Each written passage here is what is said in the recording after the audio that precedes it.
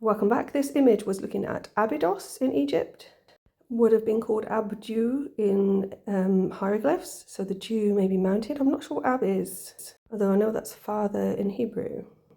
At least part of that sound comes from the foot hieroglyph, which is something like boo. There's also a scepter with some sort of pot on top, but I couldn't find what that was. So the city became an important place, or was already an important place, and was the burial site for lots of important people.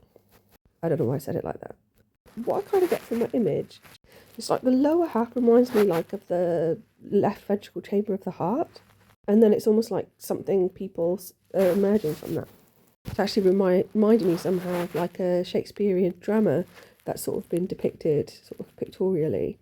So in the bottom half, this sort of left ventricle that I'm calling it, there's what looks like a female figure with blonde hair, some sort of tiara at the back of her head, down at some figure, presumably that's died, so I'm thinking something like Osiris. There are letters there. There's something like A-Y, beneath which is like a triangle, and then los. Los in Spanish would be like the. And then I guess over on the chest area of this person, between these two people that are enacting this scene, there's an E, but possibly a D in front of it, where DE might be of.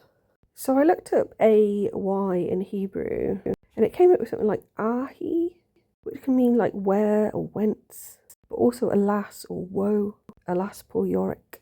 So I searched for other words that meant woe, and it's mentioned in Ezekiel 16:23, and it's something like OW. So I went down a wormhole and came up with OWO. That's the Greek version of Thoth. Funnily enough, used to depict fairies in contemporary times. So I'm sure there's a lot more to unpick there, but I don't want to talk about just that one bit of the picture for the whole time.